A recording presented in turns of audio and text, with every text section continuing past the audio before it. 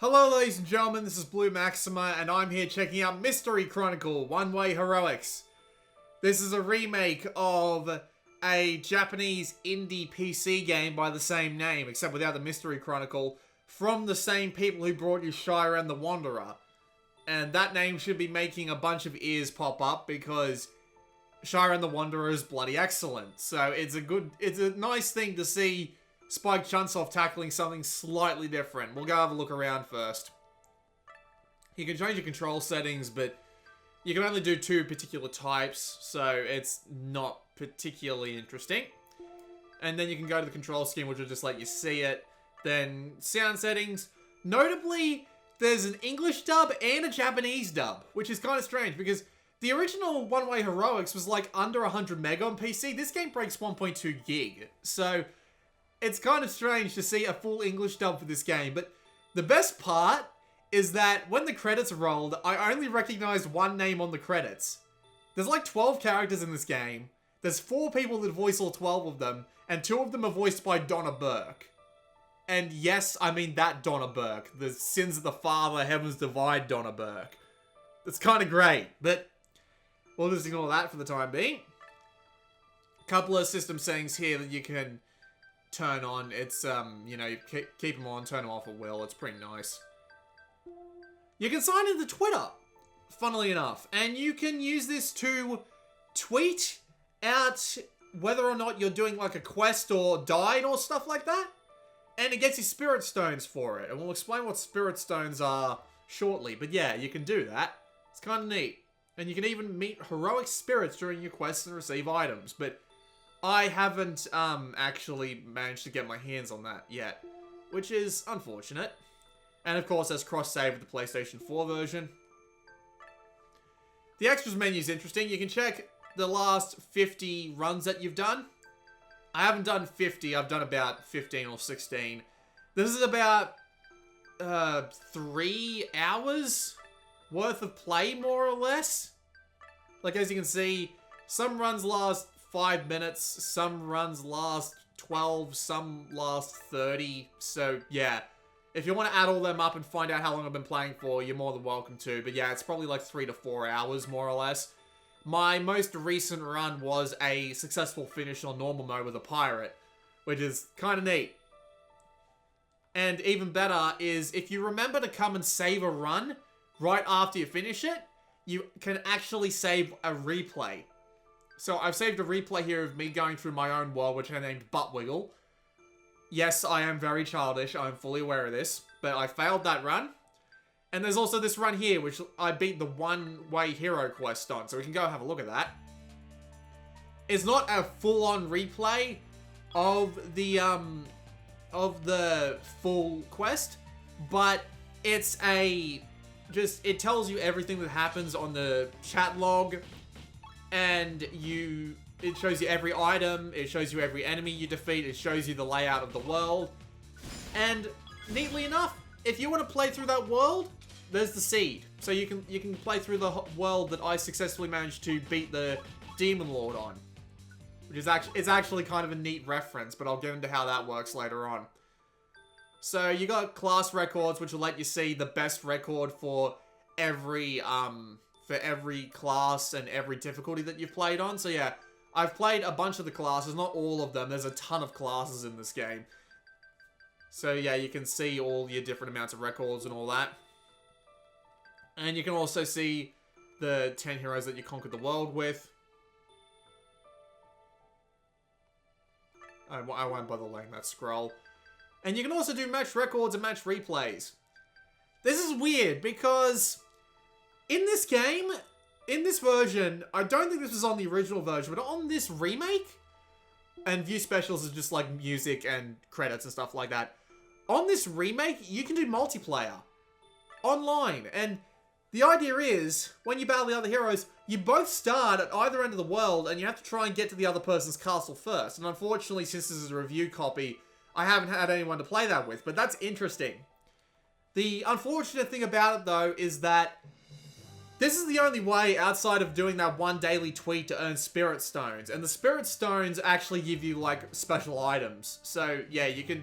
I mean, all the items in this game have durability. And once that durability runs out, they break. So it's not like they're absolutely overpowered, but, excuse me. But at the same time, it's kind of depressing that you can't... It's kind of depressing that you can't do, you can't get spirit stones throughout the main game. There are also other types of stones and stuff to do, but we will get into what those are very shortly because we are going to go and do another adventure. We're going to try, anyway.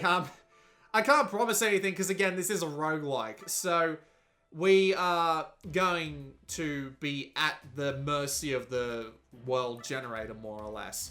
But anyway, we have a bunch of campaign worlds to do, and this is kind of neat. So the idea is everybody gets these same worlds, and you can update the worlds using the triangle button. And the worlds actually differ and have different like benefits and demerits on them. So as you can see, you grow a lot from experience. Even with powerful enemies, you grow at 3 times the regular rate. This world here is just everybody can enter the same world for 7 days. So like if they generate a world that has a really neat companion or something, you can go along with that. Your experiences are meaningless. You do not level up. That's kind of amazing. The Knight of Despair bars your way. If you defeat him, he may join you if you have the charisma. Unfortunately, we might be going with a class that doesn't have the charisma to work with. And this world's only available for 24 hours. And you can also name worlds and go back on worlds you've explored previously, which is kind of neat. I've unlocked hard difficulty, which is neat. Enemies get stronger by the day and you may not be able to get items and recruit friends available in normal mode. And there's also Maniac mode, completely turn-based where agility has no effect.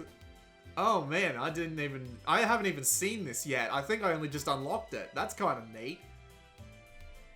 You can't even use the Dream Vault, so it's like from fresh every single time. That's horrifying. I'm not going to do that. So we can select a class now, and you can enter a name, but it doesn't really affect that much. Now, the different classes are interesting. So the idea is that the classes just affect your starting stats. There's nothing that one class can do that another class can't. Well, for the most part, more or less. You also get a special class ability. But yeah, for the most part, it's stats. And just little other things on the side. So the one-way hero, who I only just unlocked, does 30% critical extra combo and more shield defense, but he takes a ton of damage from behind. So that's something I don't really want to use. You've got night vision and high HP and stamina, and it grows fast, and it's weak with the force. Which, it's kind of funny, you think they get sued for that, but the force is basically this game's form of magic. Yeah, this guy starts out being good at everything, like mountain climbing and swimming and stuff like that. So, you know, I might actually go with this guy, because I've got a fair... This guy will actually be really well balanced. So that's kind of neat. You can also unlock other classes as well, but we'll get into that very shortly. You can also get different, like, character portraits. So, for example, if I go for the pirate, just real quick. Yeah, that's kind of silly, but yeah.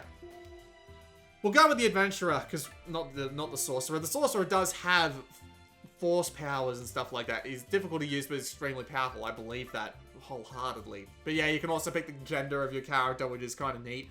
Just changes a little sprite there, and it looks lovely. Like, the art style of this game, while relatively laid back and very retro, it's nice to look at, more or less. So, you can also select different perks, which you can also get more of later on. And you can pick 5 different perks at any one time. So, you can get everything from leveling up your swimming, your climbing, and your lockpicking. 25 extra HP to start with, so you can literally just make yourself like a 125 strength tank, which would work very well if you're going with the knight, because they start out being really defensive. And you can also pick unremarkable, which means you don't take a single perk at all. And when you do that, you actually get prizes for it, but we'll explain how that works later. And by later, I mean very soon, because I believe we're about to go down to the... Oh no, we got castle customizing to do. So throughout the game, you earn dream stones, and these dream stones can be used to expand your castle. And when you expand your castle, it gives you different things. Like, for example, there's a bunch of different guys that you can unlock here. So yeah, unlock by clearing 4 types of campaigns, 5 types of campaigns, and being a certain enemy. Yeah, so you can get a bunch of different things going here. This fortune teller pupil here. Beat her quest and you get the astrologer class. And King Victor, beat his quest and you unlock the one-way hero class. That whole quest is one huge reference to the old one-way heroics game. And that's actually kind of awesome. Like, the angel of this game disappears. They reference the old name of everything. And yeah, it is really just an awesome sort of like quest that just references everything. But yeah, we can also expand the castle so that we get more people coming up here. So, where do I want to build? I guess I want to build in the northeast room. So yeah, now my castle's got more room. I can put another guy in here. So, arrange my residence. I want to put... Oh, well, I can't actually put the Grand Mandragora in there because I need at least one Dreamstone for that, which is unfortunate. I'll put the Fortune Teller in there. Why not? So yeah, there's the Fortune Teller. And you can also demolish rooms if you feel like it to get the stones back. Which you may actually want to do in some cases, and you'll understand why shortly. Now, the Genesis room. Whenever you finish a game, you get ranked based on how well you did. So, the more money you're carrying, the more items you're carrying, the more miscellaneous objectives you finish, the higher level, the level you were at when you died or finished the quest. You'll get Genesis stones for that, and you can use this to do one of multiple things. You can get new perks, so there's a ton of different kinds of perks here, including I Feel Nothing. Current HP and received damage become unknown. That's a hell of a disadvantage, but you get plus 50 to your rating, so you get more Genesis stones at the end of it. And you can also get 2 other classes. I've unlocked all the other classes, but you get Shiren the Wanderer and fucking Makoto from Danganronpa. God, those guys would be hilarious. And you can also get special stuff like the endings. And we can expand the Dream Vault, which will let us add more slots to our Dream Vault. And what's the Dream Vault? We're about to find out, because we're going to go on the adventure right now.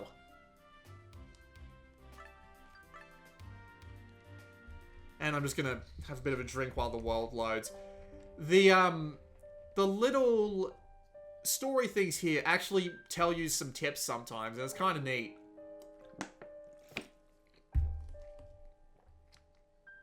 My throat's really sore today, and I don't know why. But anyway, let's go on through.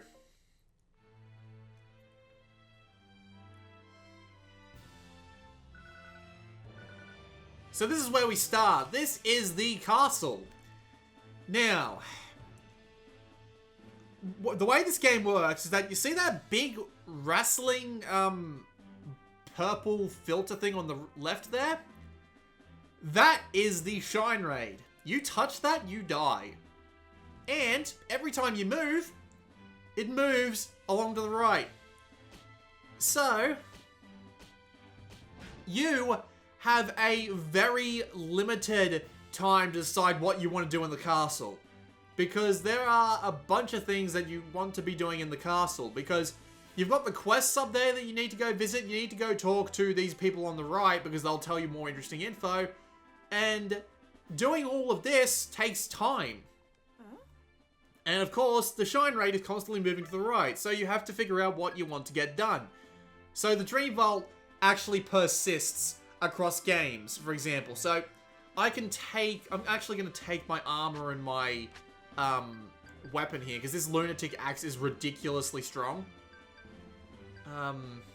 I also want the License of Darkness, because the License of Darkness gives me the ability to enter the dark areas, which is kind of neat. Okay, so, yep, no, I will complete this. So I've taken all the items that I need. I can talk to this guy, and you can ask him about stuff. And if we talk to the fortune teller, she'll tell us where to find a bunch of stuff. So we can find a hidden elf village. We can find a bunch of stuff. Yes, he dies. We can find a bunch of stuff. But if I make my way down here real quick, there's a little village. And this is a companion that we can talk to and hopefully get for our party. Hero, what are you doing here? Didn't you set out to slay the envoy of calamity? We came to rescue you. Well, actually, to get you to help us. Just to get me? Thank you so much. But is Keaton okay? Because his legs are disabled. He's fine. Keaton is Hero's caretaker and his instructor in the martial arts. He can easily make it out on his own. But yeah, that's a small example of the voice dub, but unfortunately I can't actually get it to join me because I don't have... Sorry, Nam. Yes. Unfortunately, I don't have enough charisma to bring her along, which is unfortunate, but we'll make do as we go. Keaton. Although she just let herself die. It's unfortunate because you saw on the little mini-map on the right there were 2 glowing dots up the top and down the bottom. Well, the funny thing about that is that was Keaton. So you literally have to make a decision on who you want to save before you go out of the castle. Otherwise, you won't be able to save either of them. So this whole game is just an some interesting balance between deciding what you want to get done with the little amount of time you have, because you need to get through as much of the game as possible, right? You need to move as fast as possible in the rightwards direction. Otherwise, you're not going to get anything done. You have to have fights against the... Unfortunately, I'm not going to be able to get those chests open because I don't have the lockpicking ability. The pirate starts out with that, but the problem is the pirate has negative charisma. So you literally can't bring anyone along with you. Every character also starts with a bunch of different abilities. So we can jump, which is kind of neat. And we can also sprint. There's also Awakening, which everyone has. And it lets you take 3 turns in a row. And not concentrate for force powers and stuff like that. So it's very useful, but you can only use it 5 times, which is a little bit disappointing, but we'll make do. We also have items, and your 2 meters up there are strength and energy, and you have to use energy to up your attack strength and your move strength. Oh god, there's a bloody NPC in there. How do I even get in there? Huh, apparently I can't get in there. I might have missed the door, but unfortunately I just have to move on from here. So you've got 2 different kinds of resources. You've got energy, which is required to keep your strength and your movement speed up, and your attack power and your movement speed up, sorry. And strength, which is required to do specific things like, say, move over mountains. So, like, see, I've got 1 in mountain climbing, don't I? 2 in mountain climbing, so it takes me 6 turns to get across a single mountain space, and it also costs me strength every time I do, which is a bit of a pain in the ass to deal with, honestly. But yeah, it's mainly a game about time and resource management. God, I can't get in there either? Damn. Well, I mean, I do have my axe, so I can chop down this wall, but then I have to get through all these different beasts. So this is annoying. And the thing is, every item in this game has durability. You can repair it with, like, scrolls and stuff like that. But those scrolls are very hard to come by. So, yeah, it can be very problematic trying to just, you know, keep a good weapon available because of how fast they can tend to disintegrate on you if you're not careful. Might as well put on the iron armor, because why not, right?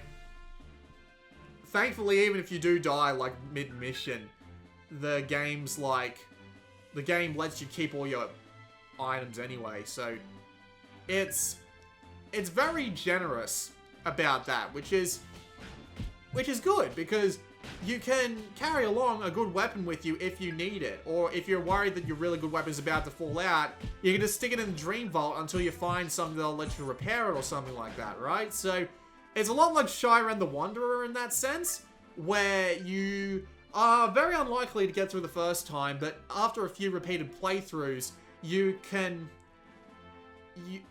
do a lot better than you did the first time, right? You feel that something bad would happen. My fucking luck. There are also other things to talk about, like, You do have ranged weapons. You do have the ability to dash by using the L button, but it makes everybody else move fast as well, so it's basically just a speed up sort of thing. The main goal of the game is to fight off the fallen angel, and she's a really strong motherfucker. Like, she carries around like these destroyable barriers, and these destroyable barriers need to be fought through before you can actually hurt her, unless you've got something else that can do it as well. And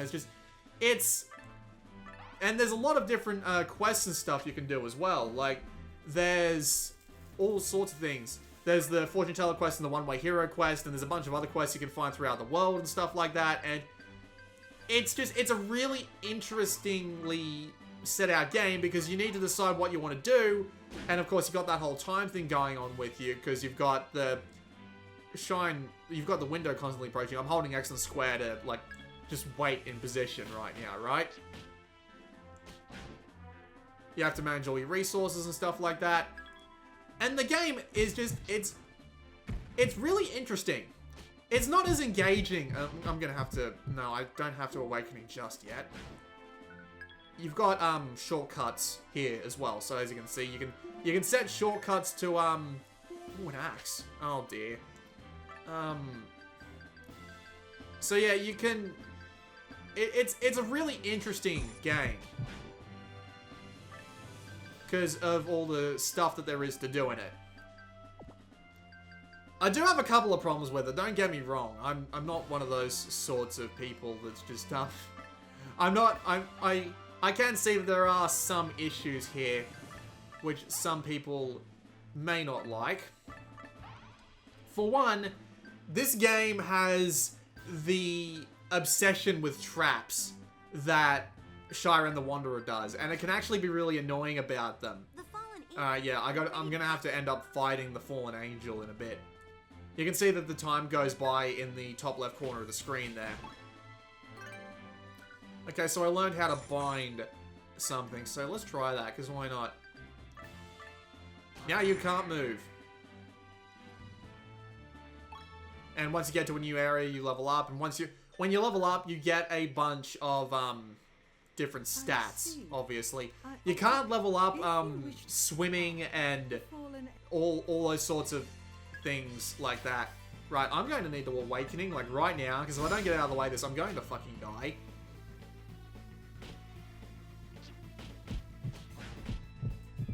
Yep, I'm running now. I'm running the hell away. Shit, sprint. Why not?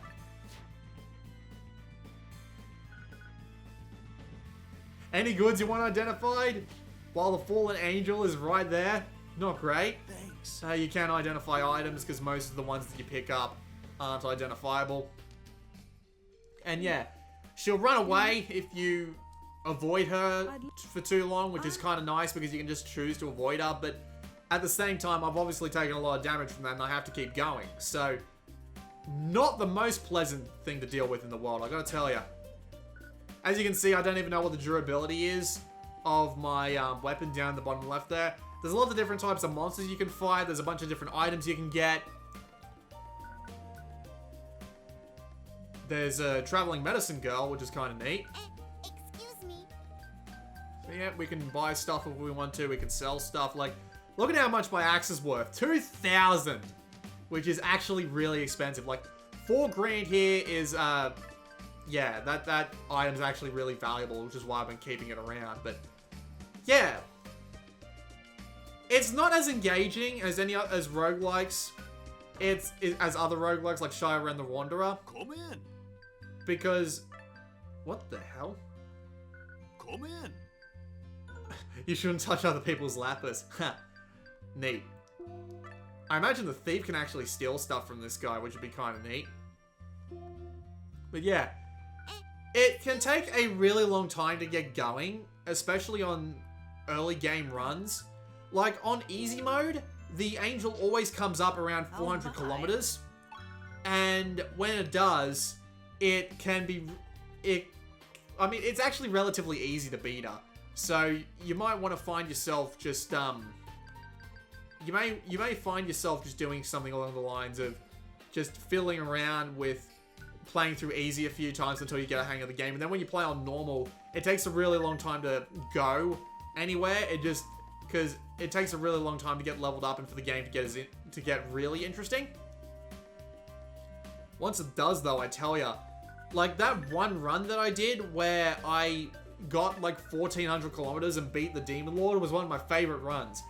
Because I mean, this is kind of true with all roguelikes, I guess.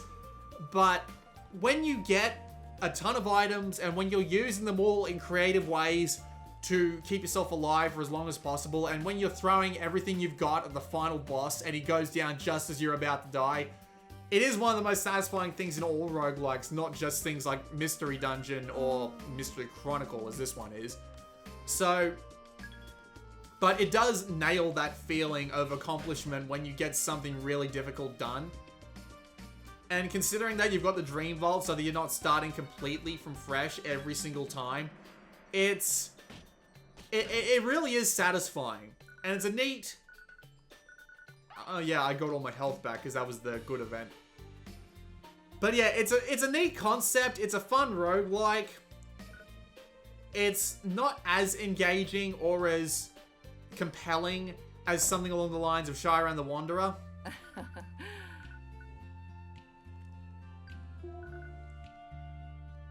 But at the same time, it's still enjoyable all by itself, which is really nice. It is fairly slow paced. Thankfully, you do have the ability to save mid-game and then even go and do another one if you feel like it. Hello. Even go do another game and then load up the previous game, but that does not work for save scumming and like getting infinite amounts of like Genesis stones at the end of a run. That does not work. So yeah, don't even try that. But yeah, I really do like Mystery. I was gonna call it Mystery Dungeon Shyran the Wanderer because I'm a goddamn idiot. But wow, it's only got 7 hits on it. God almighty. I don't have the weight to carry it along with me, unfortunately. Your weight does go up as time goes on, but when it's a really heavy set of armor like that, that's a lot of commitment.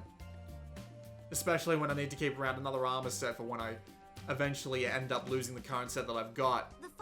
Are you ready? Great, I've got to fight this lady again. God damn it. Okay, oh yeah, this class does actually get level up to mountain climbing, which is kind of neat. All the classes do work differently, and you do have to play them in different ways, which is, you know, what you expect from a roguelike. There's tons of different stuff to do, you know. I have to fight this bitch in the middle of a freaking, in the middle of a freaking thing. Oh, I do have pick lock. Huh. Shit. Should have opened those freaking chests back there. God damn it. I did not actually mean to drop that. I'll just throw that. But yeah, as you can see, tons of damage being done here, and I'm dead. Wonderful. So, yeah. Unfortunately, the Fallen Angel just completely beat the shit out of me. Also, apparently,